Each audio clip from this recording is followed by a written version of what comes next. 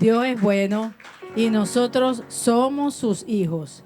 Y ese llamado a ser hijos de Dios lo tenemos que cuidar con temblor, con mucho temor. Bendigo a todas las personas. Le pido una gran bendición a Dios para todas las personas que hoy nos reunimos acá, que hemos dispuesto nuestro corazón, nuestro tiempo y que hemos reconocido que necesitamos de estos momentos, de estos espacios para poder tener guía en nuestras vidas y para poder hacer lo que a Dios le agrada sin que nada nos confunda, sin que el transcurso del mundo, lo que vemos todos los días, nos confunda en cuál es la voluntad de Dios, agradable, perfecta y la cual está escrita aquí en la Biblia. La prédica de hoy la he querido titular, con ayuda del Espíritu Santo, Bienaventurados los pacificadores. Y esto es una frase, parte del versículo que está en Mateo 5:9, que dice: Bienaventurados los pacificadores, porque ellos serán llamados hijos de Dios. Todos somos creación de Dios, con el mismo amor. Pero ¿qué denota este versículo? Serán llamados, reconocidos como hijos de Dios. Porque cuando tú y yo obramos bajo los frutos del Espíritu, bajo la voluntad de Dios, aquel que ni siquiera tiene un trato contigo, solamente de ver cómo tú hablas, cómo tú actúas, cómo tú te mueves bajo las circunstancias, puede decir, ese es un hijo de Dios. Serán llamados hijos de Dios, pero serán reconocidos por otros y serán llamados como hijos de Dios. Qué bienaventurado eres tú cuando Dios se complace en que otra persona diga, este es un hijo que a Dios le agrada. Esta persona debe ser cristiana, debe creer en el Dios Todopoderoso porque su actitud así lo denota. Y esta palabra pacificadores, si tú lees de manera aleatoria cualquier versículo de la Biblia, nos exhortaba el domingo pasado el hermano Chinchilla, Eduardo Chinchilla, con una excelente prédica, y él dio 6 puntos que yo anoté y lo atesoré en mi corazón. Ya parte de ellos yo lo practicaba, pero él confirmó de parte de Dios que nosotros necesitamos tener una actitud, una voluntad para de verdad tener discernimiento de lo que yo leo en la palabra. Y uno de esos puntos que él daba era que cuando tú lees un versículo de la Biblia y lo quieres entender en realidad, ve al contexto histórico que rodea ese versículo. ¿Por qué Dios habló de esa manera? ¿A quién le habló? ¿En qué circunstancia estaban esos tiempos para que Él pudiera emitir esas palabras que a veces son muy, pero muy duras? Y esta palabra pacificadores, este adjetivo, pues nos pone un poco en controversia cuando leemos tantos pasajes bíblicos donde habían guerras, donde habían personas peleando por un territorio que aún vivimos eso. Uno de esos ejemplos es la nación de Israel, que ha tenido tantos enemigos, tantas amenazas de invasiones, de destrucción. Y Dios tenía que tener intervenciones y darle a hombres justos, a hombres valientes y justos, el respaldo para ir a luchar en batalla, aunque eso significara dejar muerte en esa nación, de gente que también es su creación. Pero ¿qué sucede con esto? ¿Dios será otro Dios de aquellos tiempos y estos tiempos? No. Dios es el mismo Dios que escribió en las tablas de Moisés, no matarás. Él no le agrada ver matanza. Él no le agrada el genocidio. Él no se complace en ver cómo esos guerreros ganaban esas batallas. Y cuando él, por ejemplo, nombraba a David, uno de sus mejores guerreros, que él tenía un corazón agradable al de él, yo me imagino que David, cuando libraba una batalla, no caminaba sobre esos muertos y decía, miren lo que hice, yo soy poderoso. Él seguramente con mucho dolor en su corazón, sabiendo que había tenido que matar, pero que tenía que acontecer, porque en la Biblia dice, a causa de la maldad, el amor de muchos se enfriará. Y tú y yo estamos, según la biología, estamos en el reino animal, porque solo si nos clasificamos según las células, solo hay 2 tipos de células, la vegetal y la animal. pero créeme que Dios te ve en el eslabón más alto de la creación. Estamos sobre toda especie animal y esto lo saben las personas. Y esta condición ha hecho que muchos, la caída del hombre se trata de que su humanidad cayó. Nosotros ahora nos movemos como gente, pero muchos estamos lejos de ser seres humanos como Dios nos creó. Lo que Dios persigue de su creación es que se restituya con su humanidad. Esa humanidad que te hace sentir dolor con el dolor ajeno. Esa humanidad que cumple la palabra de Dios, ama a tu prójimo como a ti mismo. Eso muchos no lo estamos sintiendo. Y de manera muy silenciosa, muchas veces, que nosotros mismos no nos damos cuenta, tenemos actitudes que no denotan los frutos del Espíritu, que no reflejan los frutos del Espíritu. Y tenemos una lucha constante con nosotros mismos, porque mi lucha no es contra carne ni sangre. Mi lucha es contra el enemigo que me quiere hacer caer y no me dejarme llegar a esa humanidad, para que podamos alcanzar esa vida eterna, para que podamos llegar a ese lugar que Dios tiene preparado para nosotros. Pero es necesario que volvamos a la humanidad. La creación, lo que cayó en la creación con la caída del hombre fue su humanidad. Y siendo Dios el mismo, que no ama la violencia, pero que muchas veces ha tenido que intervenir. Y te voy a poner un ejemplo que quizás está muy lejos de parecerse a la condición de Dios, porque Él es un ser supremo y soberano. Pero qué difícil es cuando tú tienes que gobernar a tus hijos, cuando tú tienes que gobernar tu casa. Qué difícil situación de muchas familias donde los hijos, por razón de una herencia, por pelear una casa, se matan unos con otros. Y muchas veces tú tienes que intervenir de manera muy drástica y siendo justo y ponerte del lado del que tiene la razón, del justo. Qué difícil es gobernar una nación. Qué difícil es ponerte en el poder y sentir que todo ese dominio que puedas tener, toda esa oportunidad que te da Dios de administrar riquezas, no se te convierta en una ambición de poder donde tú quieres ir sobre los demás. De eso nosotros sabemos, de gobernantes que han tenido la oportunidad de tener un espacio importante para Dios y hacer lo que Dios le agrada, que es cuidar una nación, y al contrario han querido apoderarse de ella. Eso mismo han querido hacer con Israel. La gente que pelea a Israel no la pelea por su gente, no la pelea por ninguna razón espiritual. La pelean por sus riquezas, por el dominio. Cuando el hombre está visto sobre la creación, sobre lo más alto de la creación, no solamente se conforma con dominar sobre las especies, sino que también quiere dominar y sentir dominio sobre otro ser humano. Nunca vas a poder hacer eso, porque el Rey de Reyes y Señor de Señores es Dios, tu creador. El dueño de todo lo creado, el que tiene que gobernar, y tiene que ser así, porque nadie es más justo que Él y tiene más sabiduría para poder guiar toda una nación que Dios mismo. Cuando tú estás en una posición de liderazgo, tú tienes que pedir dirección y tener obediencia plena a lo que Él te dirige. Si tú sales de ahí, ya eres una persona que para Dios no eres agradable y representas un peligro para la otra creación. Esto lo pudimos ver. Les voy a citar una historia no muy grata, una historia bíblica, donde tuvo participación Saúl, que fue el primer rey de Israel. Saúl fue ungido por Dios.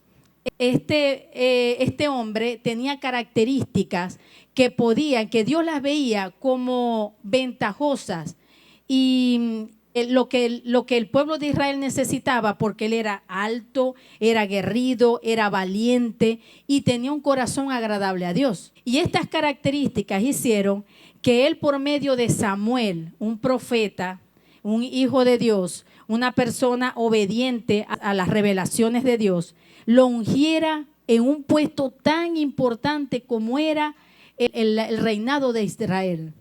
Imagínense ustedes, el primer rey que gobierna la tierra prometida. Y en este episodio hubo un personaje que influyó muy negativamente en la conducta, en el corazón, en la mente de Saúl. Y tuvo tal poder sobre él que hizo que él hiciera cosas aberrantes fuera del control de Dios, fuera de la voluntad de Dios. Una de esas cosas es que él alimentó un odio y un temor por David. Estamos hablando de Samuel, que por mucho tiempo él y sus hijos dirigían el pueblo de Israel, eran sacerdotes, cuando todavía Israel no había comenzado con su periodo de reinado. Estamos hablando de David, que fue el mismo que venció a Goliat, que Dios le dio esa victoria de vencer al gigante Goliat y vencer a los filisteos. Y el otro personaje es Doeg, de alguien que no se habla mucho en la Biblia, pero que cuando Dios me lleva a escudriñar acerca de este personaje, porque fue el protagonista macabro de hacer que Saúl diera un decreto que le hizo que Dios lo aborreciera como el rey de Israel, uno de tantos que le hizo hacer. Doeg era edomita, y Edom, de donde él venía, de donde según dice la Biblia que él provenía, Edom fue una tierra que era enemigos, tenían conflictos con Israel. Porque Edom, si vamos al principio de la generación de los edomitas, conseguimos a Isaac y a Rebeca, que Dios les dio una promesa de generaciones. Y ellos tuvieron unos gemelos. Esos gemelos eran Esaú y Jacob, siendo Esaú el hermano mayor de Jacob. Eran gemelos, pero quien salió primero del vientre de Rebeca fue Esaú. Antes de su nacimiento, ellos recibieron una proclama de parte de Dios que invirtió lo que por costumbre se tenía, que era heredar el reinado. El reinado lo heredaba el primogénito. En este caso, Jesús decretó que el mayor le serviría al menor. Posteriormente, cuando ya ellos eran unos jóvenes, Esaú le vendió la primogenitura a Jacob por un plato de guisado. Lo relata en la Biblia de esa manera, pero de cualquier manera esto iba a pasar. Por un plato de guisado, por un convenio que ellos hicieron, por temor de Esaú, porque no era tan valiente como Jacob. Cualquier cosa que haya pasado, pero ya Dios lo había decretado. Cuando el padre de estos gemelos, Isaac, está en su lecho de muerte, la madre Rebeca toma a Jacob y le da instrucciones para que se haga pasar por Esaú, para que darle cumplimiento a todo lo que Dios seguramente allá también le había revelado. Jacob recibe la primogenitura, y cuando Saúl llega a su padre le dice: ya yo di la primogenitura, ¿qué puedo hacer por ti? Desde ese momento y por muchos acontecimientos, la historia es muy larga, pero quiero llegar a que tú conozcas por qué Doeg fue descrito en la Biblia como un hombre perverso. Ellos desatan en sí una rencilla. Saúl tenía rencor por su hermano y eso lo transmitió de generación en generación. De allí vinieron los edomitas. De Esaú viene la tierra de Edom y la generación de los edomitas. Y de Jacob vienen las 12 tribus de Israel. Ahora bien, ¿qué hacía un edomita, siendo que eran enemigos de los israelitas, metidos en el seno de reinado, como mano derecha de Saúl, como quien le administraba sus bienes, porque él era el mayor pastor de las ovejas? Edom hizo todo lo posible, porque era un hombre conflictivo, sigiloso, tenía un corazón perverso, para llegar a ese lugar de poder y hacer que todo lo que él, en su mala intención, no podía lograr, hacerlo en nombre del rey Saúl. De tal manera, y él fue tan inteligente y tan hábil con sus palabras, con verdades entre mentiras y con todas aquellas características que tiene una persona que no es para nada pacificadora, que le gusta vivir en el embrollo, que le gusta vivir en las situaciones, en las circunstancias difíciles. Y quiero que tú veas muy bien cuál fue la característica aberrante de este personaje Doeg. Porque en cualquier momento que tú te sientas que estás haciendo algo que no le agrada a Dios, medita en eso, medita. Porque lo que a ti te puede parecer muy pequeño, para Dios es el mismo comportamiento que tuvo Doeg. Aunque tú no acabes con una nación, pero puedes acabar con una persona, pero puedes acabar con una familia, pero puedes acabar con una amistad. Cuidado con tener esas actitudes de Doeg, sigilosamente que tú no te das cuenta porque el enemigo es engañoso. Y nosotros tenemos la tarea de estar cuidando esos frutos del Espíritu para que cualquiera que te vea te pueda decir tú eres un hijo de Dios. Porque tú mismo no puedes describirte. Otras personas muchas veces ven en ti lo que tú no puedes ver. Entonces analízate en todo momento y en toda circunstancia y pregúntate cómo actuaría Jesús en este momento, cómo actuaría Dios, cuál será la voluntad de Dios. Cuidado con cada palabra que dice, porque este hombre, siendo la mano derecha de Saúl y siendo Saúl un hombre con un corazón noble que le agradaba a Dios, cambió totalmente, lo llevó a la locura. Lo llevó a tener un odio por David, que él intentó matarlo en muchas oportunidades.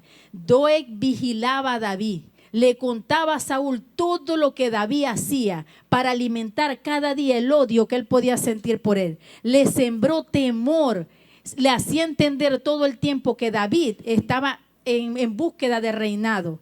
David nunca lo iba a hacer si Dios no se lo mandaba. Él respetaba la unción de Saúl. Él era el mejor amigo de su hijo Jonatán. Él tenía una hermandad con su hijo. Su hijo, el Jonatán, no estaba de acuerdo con este odio y este temor que le tenía Saúl a David. Incluso en conversaciones con él le decía que no se preocupara, que lo que Dios dictaba era lo que se iba a hacer y que él nunca iba a morir, que tuviera confianza que él nunca iba a morir en manos de su padre. Entonces, siendo todo esto así, ¿cómo es que Saúl se deja manipular por esta persona, por este hombre? Era un hombre inteligente, conocía la Torá. Seguramente cuando le hablaba hasta con palabras escondidas, palabras de Dios y escondiendo su mala intención. Y todo esto hizo que Saúl persiguiera de tal manera a David que él tuvo que huir. Todos los salmos que nosotros podemos leer, donde David con mucha angustia le pide a Dios su ayuda, su socorro, líbrame de mis angustiadores. Imagínense, no sé si alguno de ustedes ha estado en una situación de extorsión. Eso es algo que no se le desea a nadie. Una extorsión donde tú sabes que no sabes si en la mañana cuando vas a salir alguien te va a hacer daño, que no puedes dormir tranquilo, que recibes amenazas, que recibes todo el tiempo palabras amenazantes. Eso es muy difícil, esa situación. Así se sentía David. Todo el tiempo amenazado, no tenía un lugar fijo, no tenía quietud, no podía hacer una vida porque estaba con la muerte en las espaldas a cargo de Saúl. En estas huidas que tuvo David, llegó a la tierra de Nob, llega donde está el sacerdote Ahimelech y le pide ayuda, le pide socorro, un momento de tranquilidad ahí en esa tierra noble de sacerdotes, de gente que le agradaba a Dios. Pero Doeg, que seguía los pasos de Saúl, en la Biblia no encontré de hacer un seguimiento de cómo llegó Doeg en ese lugar. Cómo Doeg estaba en ese momento cuando Ahimelech le entregó la espada de Goliat a David. Porque él le dijo, yo estoy huyendo y yo no tengo armas, yo no tengo con qué defenderme. Él no quería ir en contra de nadie. Es tanta la buena intención de David que para demostrarle a Saúl que él no lo estaba persiguiendo, que él no tenía ninguna intenciones en contra de él, en una noche cortó el borde de su túnica y se lo llevó. Él le dio pruebas, pero nada de esto era suficiente ante la cizaña de Doeg. Le llevó el borde de su manta y le dijo, mira, así como corté tu túnica, así pude haberte matado.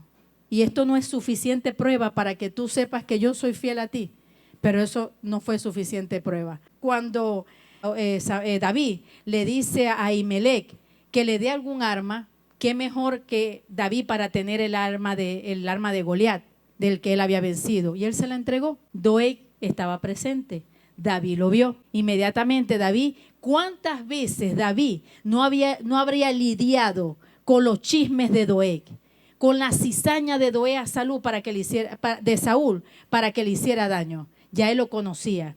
Y él predijo, él va a hacer de esto un motivo para que Saúl en contra de mí.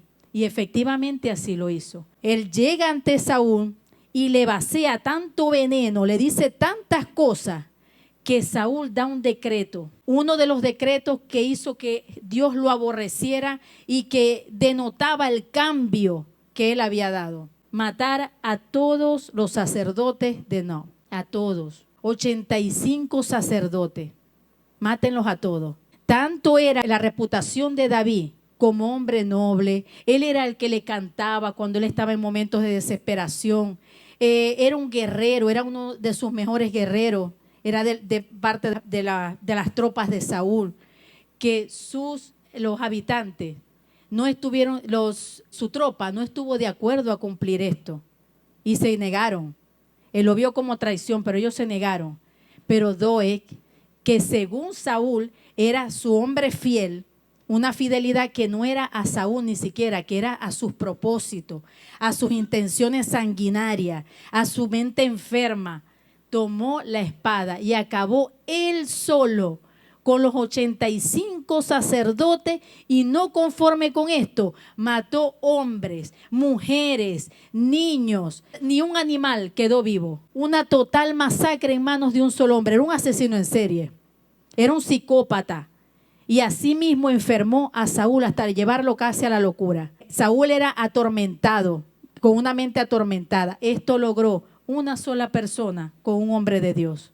Cuidado, un hombre que tenía revelación, que Dios le hablaba a él, que los ángeles de Jehová caminaban en medio de sus tropas. Y él, teniendo revelación directa de Dios, en un momento de desesperación fue a consultar a una bruja. Tan atormentado estaba.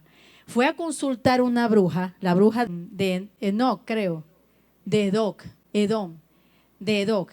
Esa bruja estaba en un lugar aislado. Nadie llegaba ahí. Le temían, la respetaban porque hacía maleficio, trabajaba con cosas oscuras, con espíritus oscuros, invocaba muertos. Imagínense la desesperación de Saúl, que aun cuando él mismo había decretado que estas prácticas iban a ser condenadas, él fue sobre sus decretos, sobre la voluntad de Dios, a consultar a esa bruja. Y cuando él llega ahí con mucho temor, porque él sabía que estaba dándole otra gota más para que el vaso se rebosara y Dios le terminara de quitar su apoyo. Cuando llega, él a quien invoca es al espíritu de Samuel, que ya había muerto. Cuando Samuel lo unge, ya era un hombre adulto. Y antes de morir, unge a David por otras cosas más que había hecho Saúl, que no era parte de la voluntad de Dios. Y él, cuando invoca al espíritu de Samuel, los teólogos tienen un poco de controversia de quién fue el que le habló a Saúl en ese momento. ¿De verdad fue el espíritu de Samuel?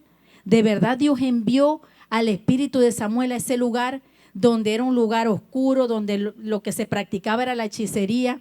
O quizás fue un demonio con el rostro de Samuel para hablarle.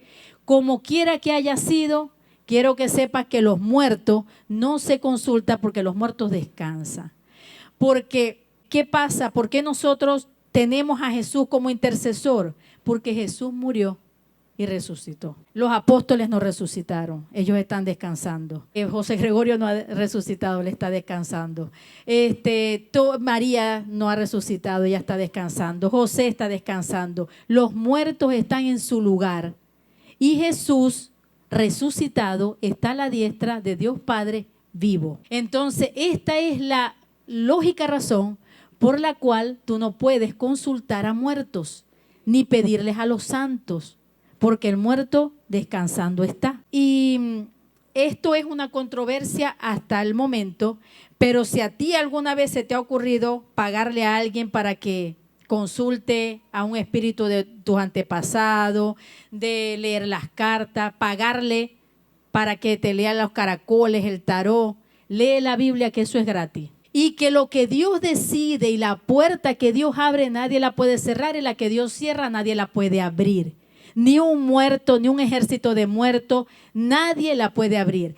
ya Jehová le había quitado a Saúl su respaldo. Nadie se lo iba a regresar, porque Dios es soberano. Ni la bruja, ni Samuel, aunque Samuel era un hijo de Dios hasta su muerte y era un hombre agradable a Dios, su espíritu no iba a poder hacer nada. Porque Dios, Jehová, ya había decidido que David iba a ser el sucesor de Samuel.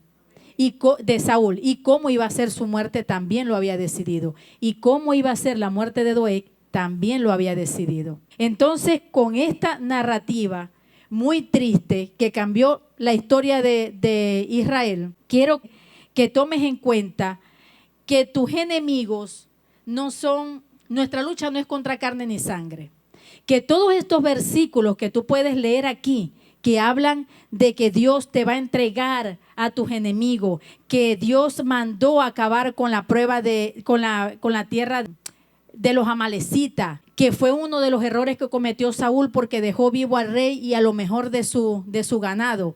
Y él tenía que obedecer la palabra de Dios tal cual como él se la había dado, porque nadie es más bueno que Dios.